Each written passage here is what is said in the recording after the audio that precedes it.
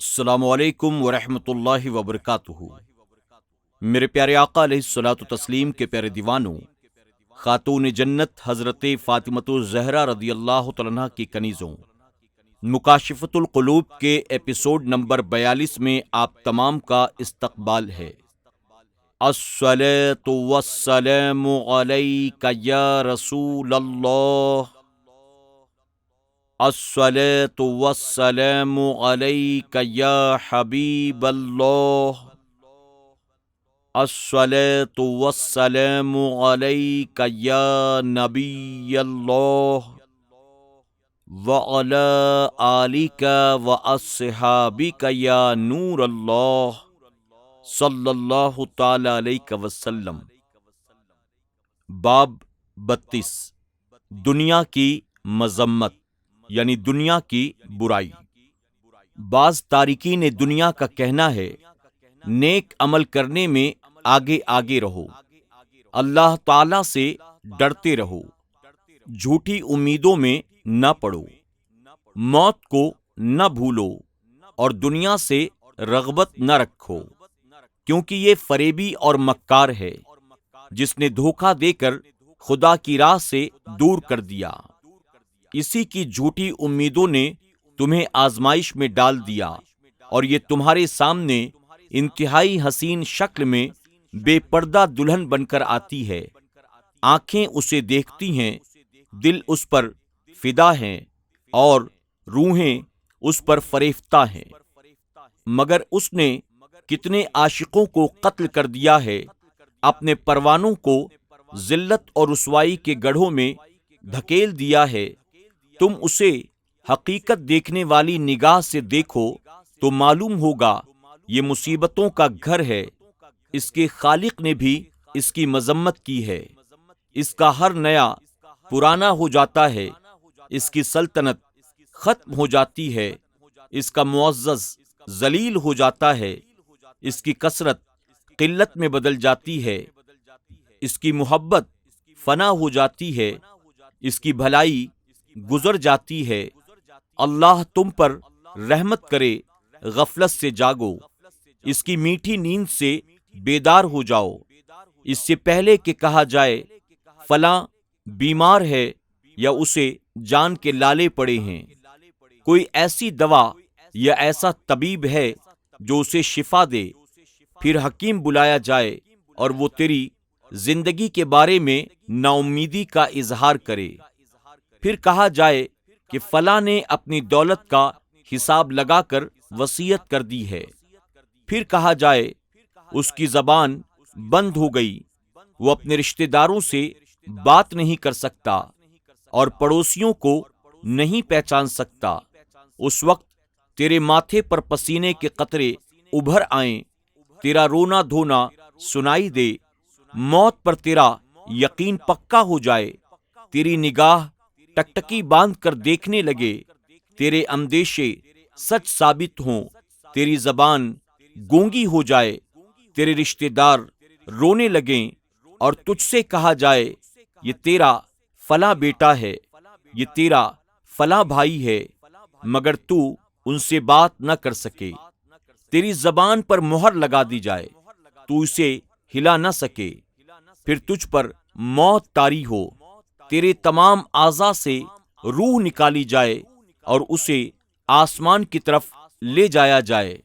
اس وقت تیرے بھائی تجھ پر جمع ہو جائیں، تیرے لیے کفن لایا جائے، پھر تجھے نہلا کر کفن پہنا دیا جائے، تیری تمام امیدیں ختم ہو جائیں اور تیرے دشمن سکون کی سانس لیں، تیرے گھر والے تیرے مال کی طرف متوجہ ہو جائیں اور تو اپنے اعمال کی سزا پانے کے لیے قبر میں اکیلا رہ جائے۔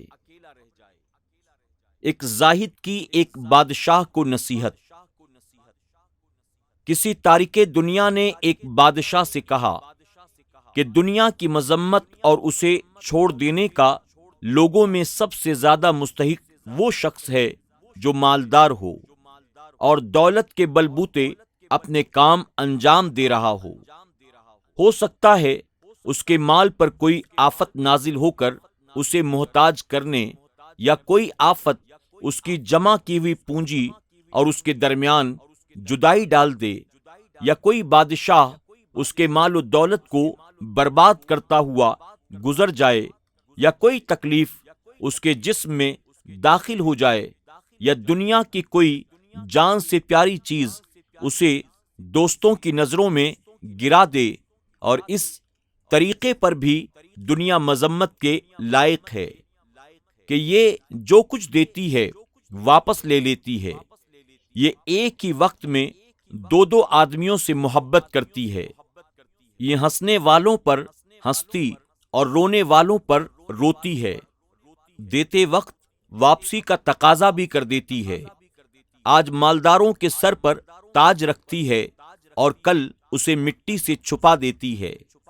چاہے جانے والا اسی کے غم میں مر گیا ہو اور زندہ اسی کے لیے زندہ ہو، وہ ہر جانے والے کے وارث کے گلے میں مل جاتی ہے اور کسی تغیر و بدلاؤ کی پرواہ نہیں کرتی۔ حضرت حسن بصری رضی اللہ عنہ کے ارشادات۔ حضرت حسن بصری رضی اللہ عنہ نے حضرت عمر بن عبد العزیز رضی اللہ عنہ کو لکھا، یہ دنیا چھوڑنے کی جگہ ہے، ٹھہرنے کا مقام نہیں ہے۔ حضرت آدم علیہ السلام کو سزا کے طور پر اس پر اتارا گیا تھا، اس لیے امیر المومنین اس سے دور دور رہیے۔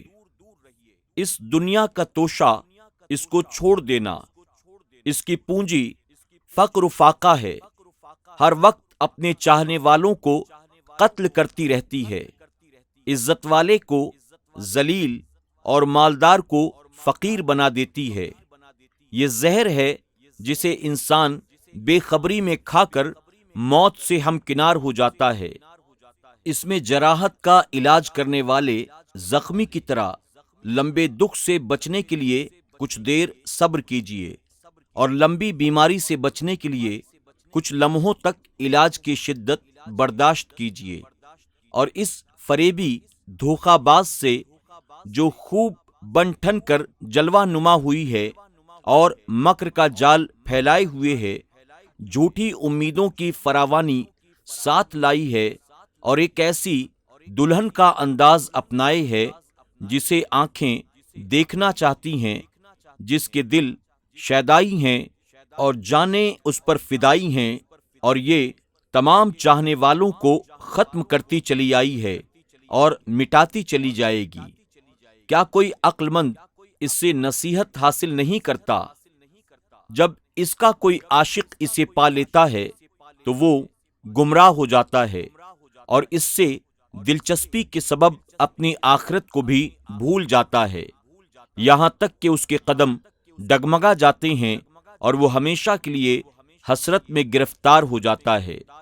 اس پر موت کی سختیاں اور دکھ طاری ہوتے ہیں، پوری طرح نہ پانے کی حسرت اور مطلوب تک پہنچ حاصل نہ کر سکنے کا افسوس اسے اور زیادہ دکھی بنا دیتا ہے۔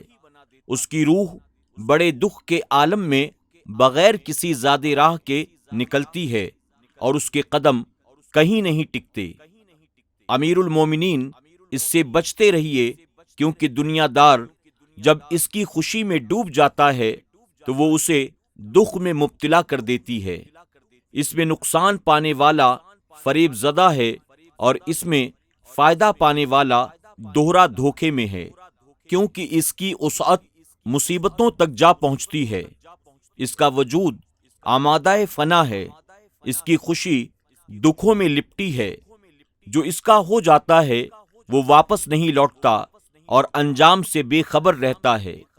اس کی امیدیں جھوٹی تمنائیں باطل، اس کا صاف گدلا، اس کی عیش مختصر ہے۔ انسان اگر غور کرے تو اس کے خطروں میں گھرا ہوا ہے، اس کی نعمتیں خطروں سے بھری ہوئی ہیں اور اس کے دکھ بھیانک ہیں۔ اللہ تعالیٰ نے اس کی تنبیہ کی اور نصیحت فرمائی۔ اللہ کے یہاں اس کی کوئی قدر نہیں، اور اللہ تعالیٰ نے اس پر کبھی نظر رحمت نہیں ڈالا۔ نبی کریم صلی اللہ علیہ وسلم کے حضور میں اس کے خزانے اور ان کی کنجیاں پیش کی گئیں۔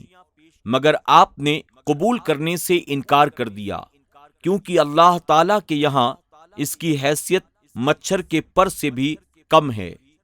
اگر آپ اسے قبول فرما لیتے تب بھی اللہ تعالیٰ کے خزانوں میں کوئی فرق نہ آتا، کہیں اس کی محبت میں حکم خدا کی مخالفت نہ ہو، اس کی محبت میں اللہ کی ناراضگی نہ ہو، اور اسے اس کے مالک کی مرضی کے مخالف مقام نہ ملے۔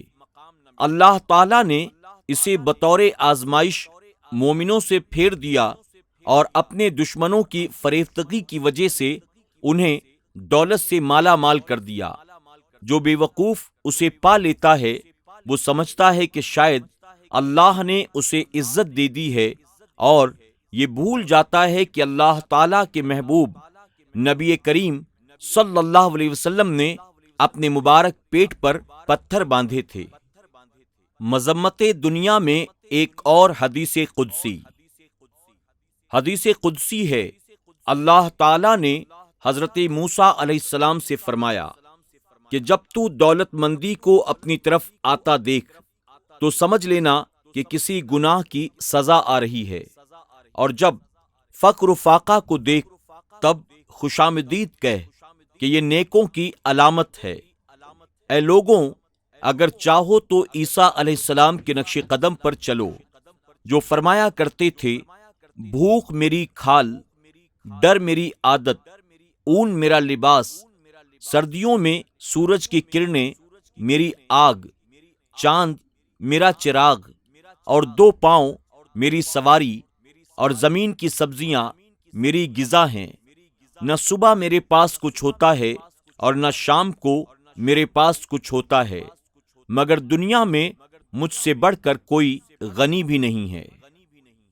حضرت وہب بن منبہ رحمۃ اللہ تعالی کہتے ہیں کہ جب اللہ تعالیٰ نے حضرت موسیٰ اور ہارون علیہ السلام کو فرعون کی طرف بھیجا تو فرمایا اس کی دنیاوی شان و شوکت سے خوف زدہ نہ ہونا، وہ میری اجازت کے بغیر نہ بول سکتا ہے، نہ سانس لے سکتا ہے، اور نہ ہی پلک جھپکا سکتا ہے، کیونکہ اس کی پیشانی میرے ہاتھ میں ہے، اور دنیا سے اس کا فائدہ حاصل کرنا تم کو تعجب میں نہ ڈالے۔ یہ چیز دنیا کی رونق ہے، بے وقوفوں کا سنگار۔ اگر میں چاہوں تو تمہیں ایسی جاہ و حشمت یعنی رعب و دبدبہ اور دنیاوی قدر و منزلت دے کر بھیجوں کہ فرعون دیکھتے ہی اپنی لاچاری کا اقرار کر لے، لیکن میں نے تم سے دنیا کو پوشیدہ کر لیا ہے اور تمہاری توجہ اس سے ہٹا دی ہے، کیونکہ میں اپنے دوستوں کو دنیاوی نعمتوں سے دور کر دیتا ہوں، جیسے مہربان گڑریا اپنی بکریوں کو ہلاکت خیز چاراگاہوں سے دور رکھتا ہے۔ میں انہیں دنیا کے فریب سے بچاتا ہوں، جیسے چرواہا اپنے اونٹوں کو خطرناک جگہوں سے بچاتا ہے۔ یہ ان کی حقارت کے لیے نہیں ہے، بلکہ اس لیے ہے کہ وہ میری بخشی ہوئی عزت سے پورا حصہ پالیں۔ میں اپنے دوستوں کو انکساری، خوف، دلوں کے خشوع و خضوع اور تقوی سے سجاتا ہوں، جن کا اثر ان کے جسموں پر ظاہر ہوتا ہے۔ یہی ان کا لباس ہے، یہی ان کا ظاہر اور یہی ان کا باطن ہے۔ یہی ان کی مطلوبہ نجات، تمنائیں، قابل فخر عزت اور پہچان ہے۔ جب تم ان سے ملو نرم برتاؤ کرو اور ان کے لیے دل اور زبان کو سراپا تواضع بناؤ، اور یاد رکھو جس نے میرے کسی دوست کو ڈرایا اس نے مجھے جنگ کی دعوت دی، اور میں قیامت کے دن اس پر غضبناک ہوں گا۔ میرے پیارے آقا علیہ الصلوۃ والتسلیم کے پیارے دیوانوں، خاتون جنت حضرت فاطمۃ الزہرا رضی اللہ تعالیٰ عنہا کی کنیزوں، مذمت دنیا کے تعلق سے آج ہم نے اللہ اور اس کے رسول صلی اللہ علیہ وسلم اور بزرگان دین کے فرامین سماعت کیے۔ انشاءاللہ اسی باب سے مزید کچھ باتیں ہم کل کے ایپیسوڈ میں بھی سماعت کریں گے۔ مذمت دنیا کے تعلق سے یہ جو ایپیسوڈز ہیں اسے زیادہ سے زیادہ اپنے دوست احباب کے ساتھ شیئر کرنے کی کوشش کریں، تاکہ لوگوں کے دلوں سے دنیا کی محبت نکل جائے، فکر آخرت، خوف خدا پیدا ہو۔ انشاءاللہ 43ویں ایپیسوڈ کے ساتھ کل پھر آپ کی خدمت میں حاضر ہوں گے۔ تب تک کے لیے اجازت، اپنا خیال رکھیں اور اپنی دعاؤں میں ہمیں ضرور یاد رکھیں۔ السلام علیکم ورحمۃ اللہ وبرکاتہ۔